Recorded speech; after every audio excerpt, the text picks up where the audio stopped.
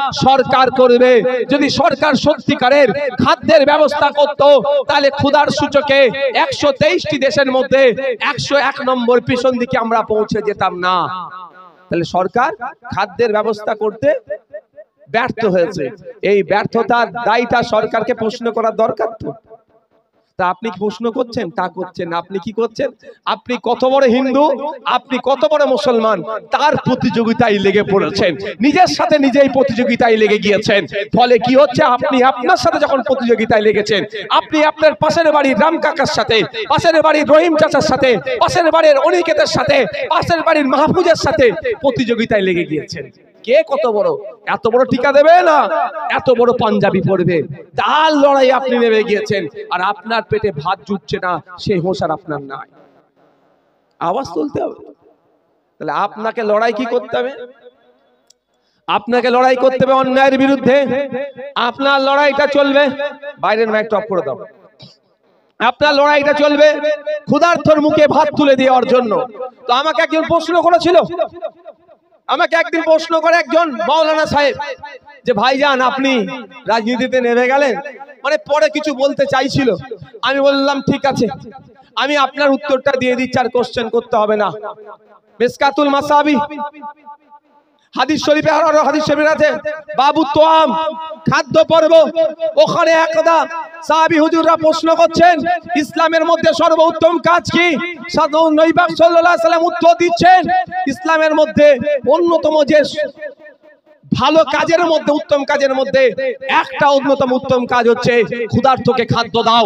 আমি সেই আদর্শে আদর্শিত, আমার শিক্ষক, আমার গুরু, আমার আদর্শ হযরত মুহাম্মদ সাল্লাল্লাহু আলাইহি সাল্লাম আজ থেকে 1500 বছর পূর্বে যে বাণী বলে গিয়েছিল, তিনি সম্প্রীতির বার্তা দিয়ে গিয়েছিলেন, ঐক্যের বার্তা দিয়েছিলেন। সেই সময়েও আরবের ভূমিতে হিন্দু আছে, আপনার মুসলিম নন মুসলিম ছিল, কিন্তু একবারের জন্য তিনি বলেননি, আমাদেরকে শিক্ষা দিয়ে গেলেন। সেই সময়ে আজ থেকে 1500 বছর আগে ইসলামের সর্বোত্তম কাজগুলির মধ্যে একটি অন্যতম গুরুত্বপূর্ণ উত্তম কাজ হলো ক্ষুধার্তকে খাদ্য দাও। একবারের জন্য বলেনি যে মুসলিম ক্ষুধার্তকে খাদ্য দেওয়া ইসলামের মধ্যে সর্বোত্তম কাজ। একবারের জন্য তিনি শিক্ষা দেননি, তিনি শিক্ষা দিয়েছেন যে ক্ষুধার্ত তার খাদ্যের ব্যবস্থা করতে হবে। আজকে আমি রাজনীতিতে এসেছি, আমার দেশের সংবিধান এই আমাকে অধিকার দিয়েছে যে ক্ষমতায় থাকবে তার কাজ হচ্ছে ক্ষুধার্তের মুখে অন্ন তুলে দেওয়া। আমি রাজনীতিতে এসেছি তার আদর্শে আদর্শিত হয়ে। মাওলানা সাহেবকে আমি উত্তরটা দিয়েছিলাম। তারপরে মাওলানা সাহেব আমাকে আর কোনো কোশ্চেন করার অপশন আমি তাকে দিইনি। আপনি রাজনীতিতে এসেছি কেন? ব্যাংক ব্যালেন্স বাড়ানোর জন্য, 4টে প্লট কেনার জন্য?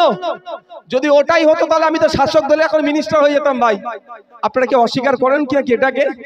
হ্যাঁ, মমতা ব্যানার্জির একটাই ভয়, বুঝতে পারছেন? তাহলে আমি তো হয়ে যেতে পারতাম। আমি সেখানে উপেক্ষা কেন করেছি?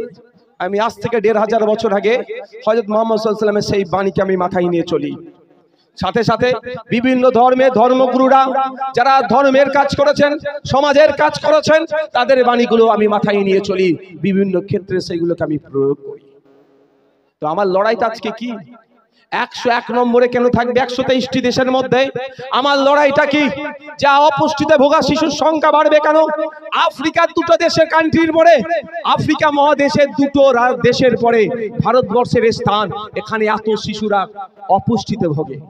আর এদিকে শুভেন্দু অধিকারী হিন্দু হিন্দু ভাই ভাই গল্প শোনালেও শুভেন্দু অধিকারীকে যখন প্রশ্ন করবেন যে 123টা দেশের মধ্যে সমীক্ষা চালিয়ে 101 নম্বরে আমার দেশ কেন? ভারতবর্ষের 100টা মানুষ যদি রাত্রে না খেয়ে ঘুমায়, ভারতবর্ষের 100টা মানুষ যদি একবেলা না খেয়ে ঘুমায়, তাহলে জনসংখ্যার অনুপাতে 14টা তো মুসলিম হবে, তাহলে 86টা স্বাভাবিকভাবে জনসংখ্যার অনুপাতে পার্সেন্টেজে তাহলে নন মুসলিম। এই 86-র মধ্যে 80টা হিন্দু। কি ভুল বলছি নাকি? তাহলে হিন্দু হিন্দু ভাই ভাই গল্প শোনাচ্ছ, তোমার 80টা হিন্দু ভাই প্রতিদিন ভারতবর্ষে 80টা হিন্দু ভাই, মানে 80% হিন্দু ভাই ক্ষুধার্তের সূচকে যাদের পৌঁছে গিয়েছে, আর প্রতিদিন 80% হিন্দু ভাই তাহলে না খেয়ে ঘুমাচ্ছে, তার জবাব তো তোমাকেই দিতে হবে ভাই। আমি মেদিনীপুরে কদিন আগে গিয়েছিলাম নন্দীগ্রামের মাটিতে দাঁড়িয়ে বলে এসেছি, হিন্দু হিন্দু স্লোগান শুভেন্দু অধিকারী তুলেছে শুধুমাত্র ওনার ভোট ব্যাংকে সুরক্ষিত রাখার জন্য, ওনার ভোট ব্যাংকে বাড়ানোর জন্য। আমি বলছি সেই দিন হিন্দু হিন্দু স্লোগান, ভাই ভাই স্লোগান সার্থক হবে যেই দিন দেখবো শুভেন্দু অধিকারী নাকি পেট্রোল পাম্প আছে, পেট্রোল পাম্পের সামনে লিখে দেবে হিন্দু হিন্দু ভাই ভাই, মুসলমানের তেল বিক্রি নাই। তখন লিখেছে? কেন লিখেনি? ওটা ব্যবসা। ওখানে হিন্দু, ওখানে সবাই সর্বজনীন, ওখানে সর্বজনীন বলে। লক্ষ্মী কি কাস্টমারকে কি বলে হিন্দু সমাজের ভাইরা মায়েরা? ও যে লক্ষ্মী সর্বজনীন, আর ভোটটা হিন্দু হিন্দু গয় ভাই, বিজেপির স্লোগান। তো এই কদিন আগে নয়ডাতে দলিত ছেলে 17 বছরের গ্যারেজে কাজ করে, অর্থের অভাবে পড়াশোনা মনে ঠিকঠাক করতে পারেনি, মোটর বাইকের গ্যারেজে কাজ করে, বেচারির জন্মদিন ছিল, জন্মদিনে কেক কেটে উদযাপন করেছে তথাকথিত উচ্চ বর্ণের দ্বারা, তথাকথিত ব্রাহ্মণ্যবাদীদের দ্বারা। ওই দলিত ছেলেটার উপরে আক্রমণ হয়ে তাকে মেরে দিল। ছেলেটির নাম অনিকেত। তাহলে হিন্দু হিন্দু ভাই ভাই, শুভেন্দু বাবু এ নিয়ে একটা প্রতিবাদের একটা দুটো টুইট করেছে, 2 কলম লিখেছে। 2014 থেকে 2019 সব থেকে বেশি দেশে দলিতদের উপরে আক্রমণ হয়েছে, 13,000 আক্রমণ হয়েছে, প্রায় 13,000 আক্রমণ হয়েছে। তো শুভেন্দু বাবুর কথা নেই? হিন্দু হিন্দু ভাই ভাই গল্প শোনাচ্ছে। আমি আবার ফিরে আসি। তাহলে আমরা ক্ষুধার্ত, খাদ্যের ব্যবস্থা কে করবে? কে করবে খাদ্যের ব্যবস্থা? সরাসরি আপনার গালে ভাতও তুলে দিতে পারে। আবার সরকার কি করতে পারে? চলে যান কেরলে।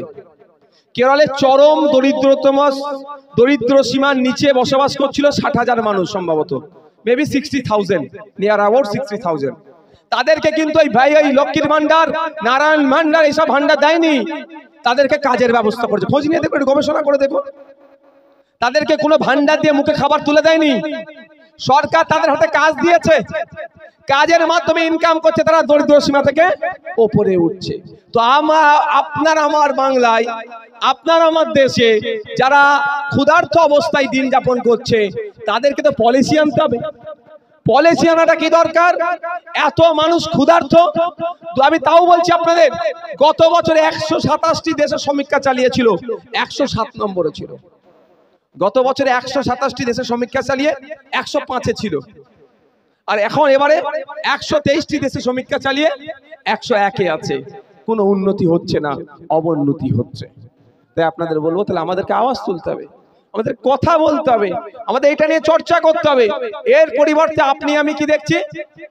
কাকে আটকাবো, কাকে জিতাবো, এই গল্পেতে আপনি নিজে জিতার চেষ্টা করুন না। আপনাকে জিততে হবে এবার, আর অন্য কাউকে নিয়ে ভাবলে হবে না।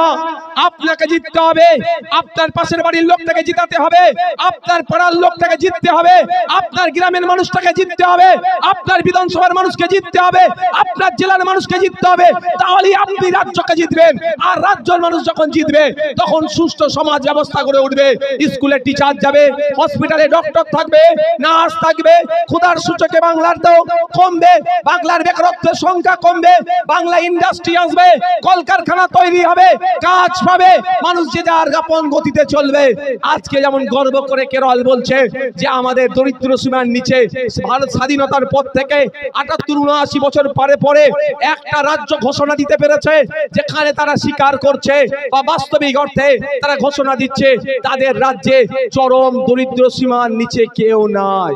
সেটা আপনাকে মতো করা যাবে? ওরা কি কম্পিউটার? আমরা মানুষ বলে আমরা করতে পারবো না? আচ্ছা, কেরল সরকার কি কম্পিউটার নাকি? বলুন, কেরল সরকার কি কম্পিউটার? তারাও মানুষ, আমরাও মানুষ। তারা পারলে আমরা পারবো না কেন? সদিচ্ছার দরকার। এবার হচ্ছে ব্যাপারটা হচ্ছে, আপনাদের বলি, এটা কি গাছ? বাম দিকে কলা গাছ তো নাকি? না, আমরা আম খাওয়ার ইচ্ছা গিয়েছে। কলা গাছ লাগালে আম পাবো তো? তাহলে আমাকে আম খাওয়ার ইচ্ছা গেলে কি করতে হবে? আম গাছ লাগাতে হবে। তাহলে আমরা যদি ভুল লোককে চয়ন করি, আমাদের এই দুরবস্থা হবে। আপনাদের বলছি একটা কথা, স্কুলে শিক্ষক নয়, এটা কে দেখবে? বলুন, সরকার দেখবে। সরকারের একটা স্পেশাল ডিপার্টমেন্ট করা আছে, higher education department, school education department. তারপরে একটা মন্ত্রী আছে, সচিব আছে, মন্ত্রী আছে। সচিবকে কে কন্ট্রোল করবে? আপনার ভোটে যিনিকে পাঠিয়েছেন, না আপনার পাওয়ার দেখেছেন? আপনার ভোটে যাকে পাঠিয়েছেন সে সচিবকে কন্ট্রোল করবে, অর্থাৎ মিনিস্টার, এডুকেশন মিনিস্টার। যিনি এডুকেশন মিনিস্টার কার জন্য হলো, কিভাবে হলো, ওখানে পৌঁছালো কি করে?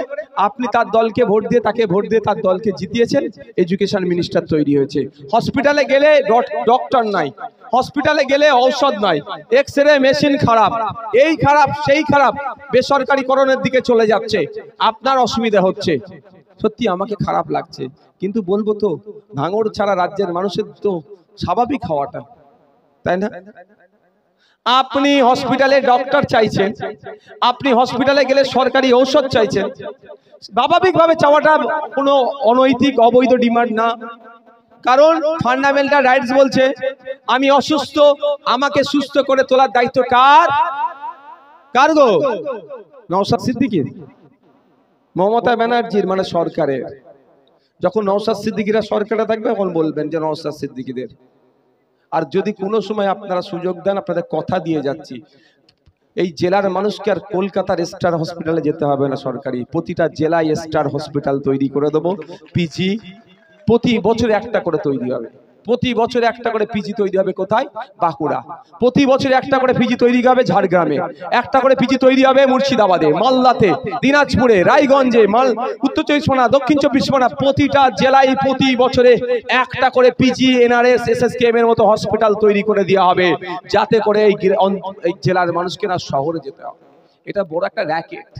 শহরে যাওয়া মানে বিজনেস হবে, আপনি চা ডাল যাই খান না কেন, ভাত ডাল বিজনেস হবে, শহরও বাবুদের লাভ হবে, গ্রামের মানুষকে টেনে নিয়ে চলে যাচ্ছে। আর আমরা ঠিক তার উল্টো করব, প্রতি বছরে একটা করে কি করব? এনআরএস চিত্তরঞ্জনে আপনারা জানতো, আর জি করা জানতো, আর জি করা আপনার বাড়ির ধারে যখন হয়ে যাবে, প্রতি জেলায় একটা করে তৈরি করে দেবো, যদি সুযোগ দেন।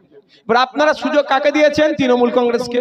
তৃণমূল কংগ্রেসের থেকে সুযোগ পাওয়ার পরে ওরা স্বাস্থ্যমন্ত্রী বানিয়েছে, এমন স্বাস্থ্যমন্ত্রী বানিয়েছেন, হসপিটালে গেলে এক্সরে রিপোর্ট, এক্সরে নেই, এক্সরে মেশিন থাকলে টেকনিশিয়ান নাই, টেকনিশিয়ান থাকলে এক্সরে যে প্রিন্ট হয়ে বার হবে রিপোর্টের পেপার নাই।